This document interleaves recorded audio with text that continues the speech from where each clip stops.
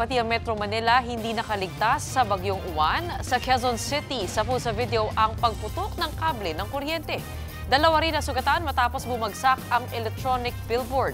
Nasa frontline ng balitang yan si Carrie Cator. Pumutok ang kable ng kuryente sa lakas ng hangin sa kanto ng Aurora Boulevard at Broadway Avenue sa Quezon City. Kasabayan ng malakas na ulan at hangin sa kasagsagan ng bagyong Uwan. Natumba rin pati ang nakaparadang motorsiklo. Nabuwal din ang puno ng kaimito sa K1st Street sa Barangay Kamuning. Ilang dekada na ang punong yan na pinatumba ng super bagyo. Nagkasala-salabat din ang kable ng kuryente. Nabagsakan ang katabing apartment building kaya kinordonan ang lugar para wala munang makadaan. Wala namang nasaktan. Bumagsak naman ang bahagi ng electronic billboard na nakadikit sa isang condominium sa May Katipunan Avenue, corner Aurora Boulevard. Tinamaan niya ng isang kotse at motorsiklo. Sugatan ang rider at angkas.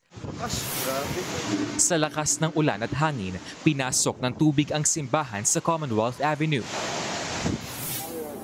Sa Navotas, hanggang tuhod ang baha.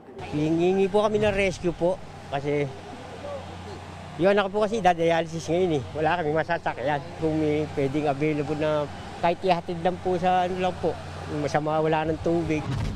Problema pa kung paano lilinisin ang mga nagsilutang na basura. Ayon sa mga otoridad, bumaha sa Navotas dahil sa pag-apaw ng tubig sa hindi tapos na dike. Pinalala pa yan ng high tide at storm surge.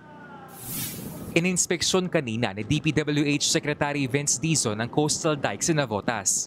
Malayo pa lang, kita na ang butas sa dike. Halos 2 floors yung taas nung bato ng tubig dagat dito eh. So you can just imagine, ganun kataas, pasok lahat sa communities dito. Hihilingin daw ni Dizon kay Pangulong Bongbong Marcos na kumuha ng pondo sa Calamity Fund para tapusin ang proyekto ngayong taon. Pakakasuhan din ng DPWH ang kontraktor para mabawi ang gastos. Maliban sa dike, hihimukin din ng DPWH na gumawa ng panibagong navigational gate sa ilog na ito malapit sa C4 Road. Bumigay rin ang dike na humaharang sa ilog sa bahagi ng Barangay Bagong Bayan South. Dahil dyan, pumasok ang tubig sa lugar. Pinapaayos na raw ito ng lokal na pamahalaan. Nagbabalita mula sa Frontline, JC Cosico, News 5.